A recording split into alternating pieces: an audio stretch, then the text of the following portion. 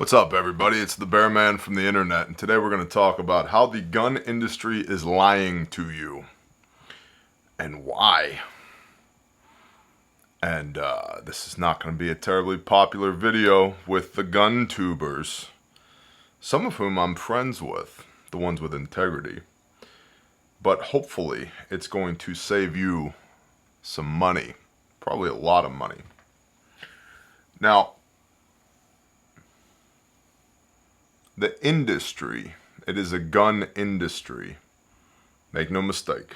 And I'm all for American manufacturing. I'm all for the Second Amendment. In fact, I think a lot of these sop and wet P words that claim that they're 2A advocates have forgotten what the Second Amendment is.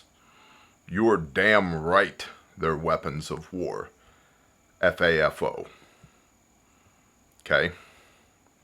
That's the Second Amendment.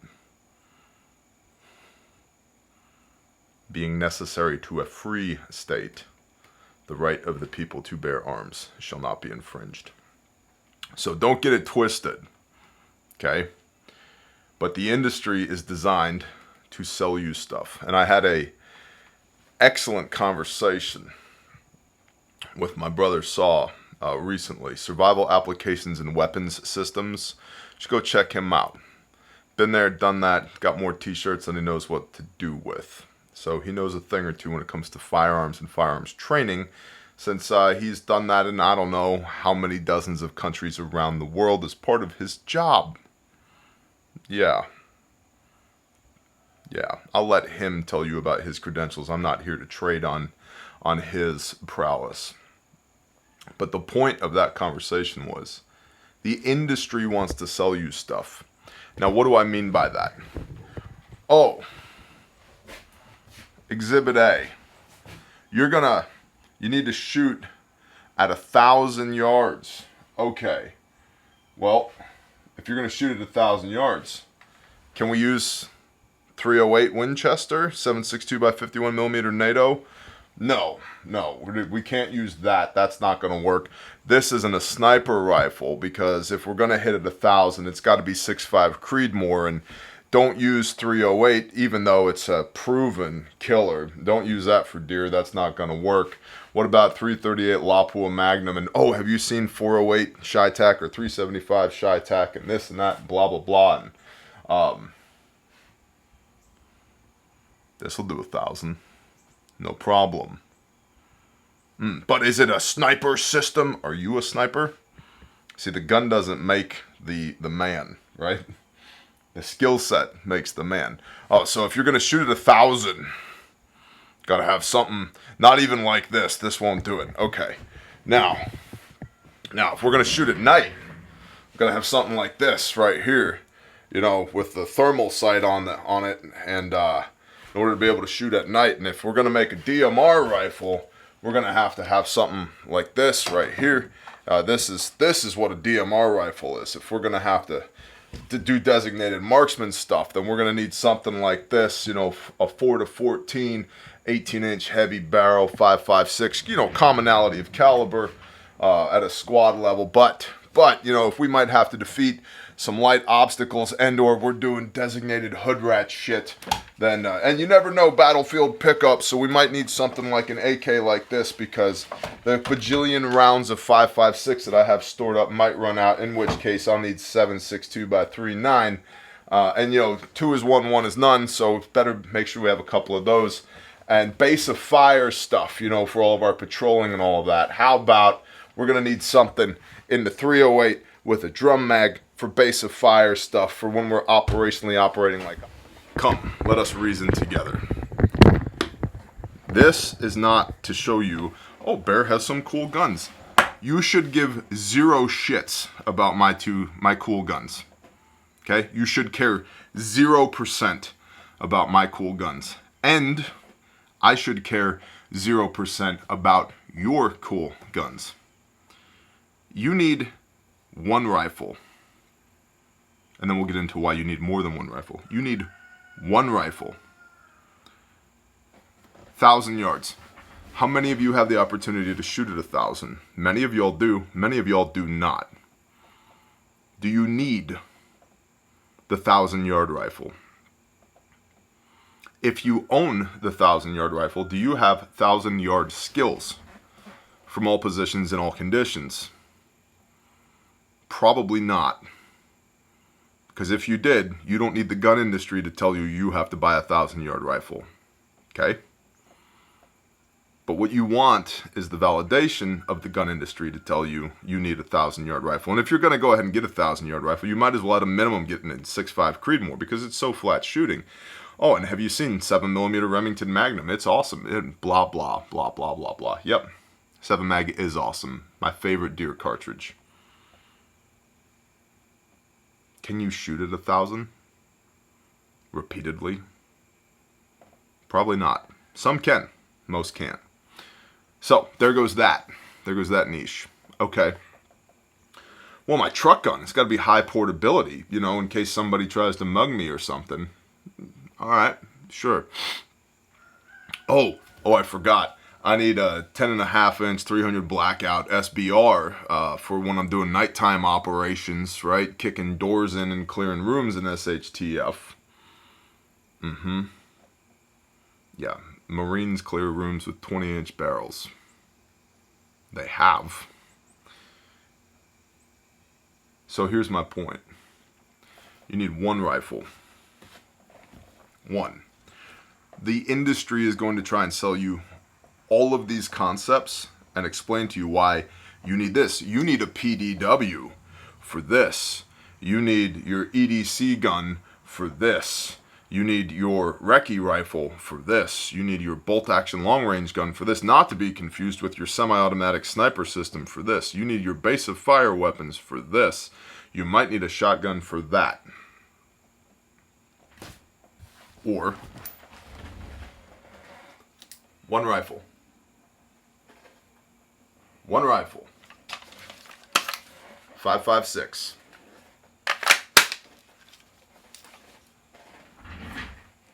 One rifle. Weapons light. Sling. A way to aim it. That's what you need on a rifle. That's it. Now let's look at use cases for this. Truck gun. Yup. Fits in the truck. Hunting. Yup. Because ammo selection matters. This round right here, 55 grain Hornady VMAX ballistic tip is hell on soft targets. Deer, swine, feral dogs, coyotes, sheep that need to get put down, and any other type of soft target one might think of without overpenetration. And if you zero with 55 grain and you get your hands on some 77 grain OTM, now you have similar ballistics, or external ballistics. Trajectories are similar. Internal ballistics, 77 grain, does a much better job than 55 grain, but that's a different video, and frankly, I'm not the expert on it. Okay? 5.56, one caliber. Commonality of magazines across all systems. One light system, right? Oh, it does white light and it does IR. Cool. Snazzy. Whatever. A sling. This one's made by my friend John at SOE Tactical, right? Made in the MF and USA, bro. A 2-point sling. A way to carry the gun. That's what it's for. And then a way to aim it. Probably a 1-6, 1-8 LPVO.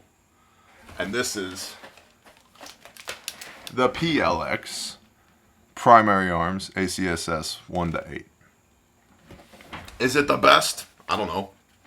I'm not the best. And I don't have thousands of dollars for an optic. Does it work? Oh, hell yeah, it's worked. Let's talk about what this one gun has done. This one gun has probably 10,000 training rounds through it at this point. This one gun has been to many, many different states for training events. It's been all across the country for training events. This one gun has shot deer, it's shot sheep, it's shot feral pigs, it has shot wild dogs, coyotes, possums, raccoons, and it's fixing to shoot a cow. This one gun has a white light on it, and if I turn the bezel, it has IR illumination as well. Can you see QB with it? Yeah, it's got a 1x setting on it. Is it as fast as a red dot? Why are you clearing houses anyway in SHTF? That's a great policy. That's a great policy. There's some dangerous guys holed up inside this building. Probably entrenched, probably behind cover.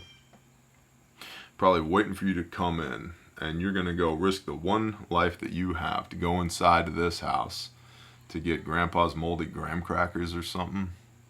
Now, are there scenarios where you might have to? Yeah, but if your policy is to just go clear every building, And how good are you at it? Because rate of attrition is a thing, right? But could you? Could you do that with this? Yeah, it's got a 1x setting. Works great. Illuminated reticle. Yeah, but can you shoot distance with it?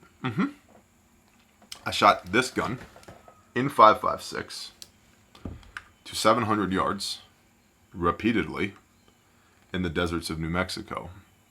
And at 450 on a man-sized target, not a thing, bro. Especially if you can find a good stable shooting position, not a thing.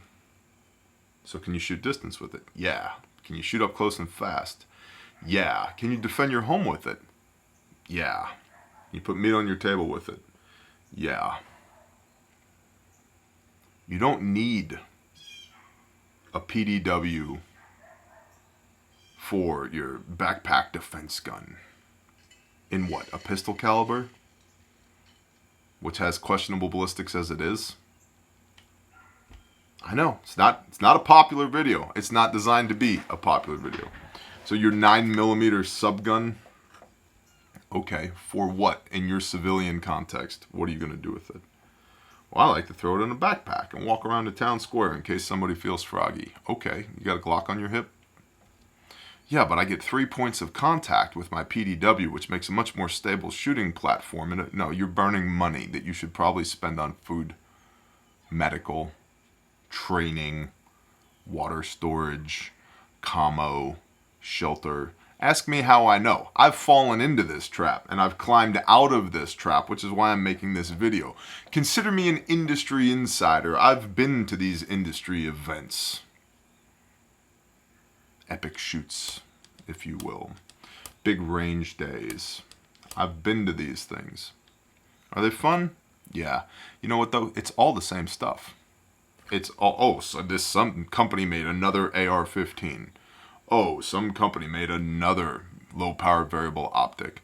Oh, some company came out with another light, another compensator, another grip. Cool. All right, whatever. It's masturbation, man. It's not fruitful. So one gun to do all of it. Hop and Brassfax would call this a general purpose rifle. Yeah, but my SPR, I got to be able to hit, a man-sized target at 600, 700. Yeah, but my shorty, I got to be able to clear rooms. Done it. Yeah, but my hunting rifle. The average distance a deer is shot in the state of Oklahoma, which is where I'm at, average, 30 yards. Oh, but there's a really nice buck out there at 450. This'll do it. Yeah, but I need a gun that I can carry around every day. I need one that I can put a lot of rounds through for training. You see my point here? You've bought into a false paradigm that the industry perpetuates because they want you to buy all these different guns. They want you to buy your general purpose rifle and build it out like a Barbie doll.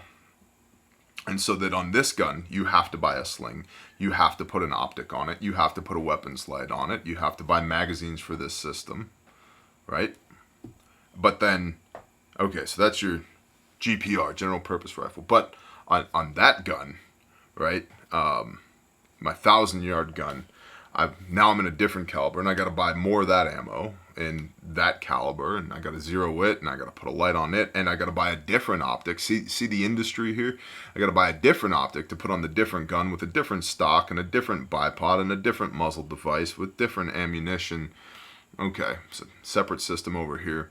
Whole new layout of expense. And then over here, I'm going to put together a base of fire weapon, and that's also in 308. Okay, but that takes these magazines rather than those magazines, and that's going to need a sling, and then I've got to have an optic that goes on that, and I'm going to need a different sling that goes on that, and I'm going to need a different weapons light that goes on that, and that's zeroed for M80 ball, where this is zeroed for, M118 LR, and so different ammunition for that, different system. Okay, and then I'm going to get a shorty, and then on my shorty, I haven't decided if I'm going to run, a dot sight with a magnifier, or if I'm going to get like a 2x or a 3x prism. So different optic on that. We haven't really figured out that. And I'm going to put a sling on that, and then I'll need a weapons light on that, and I might be doing cool guy nighttime stuff on that, so I'm going to need the way to mount, like a PEC 15 or a D-bell on that, and your expenditures start piling up.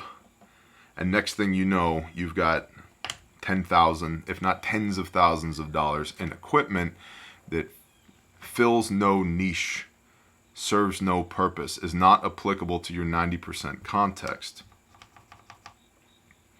Like I said, my ways of thinking have changed on this. The fact of the matter is, every day, every single day, I put my hands on this gun. Of all the ones I could grab, every day, I put my hands on this gun. I have a nighttime gun.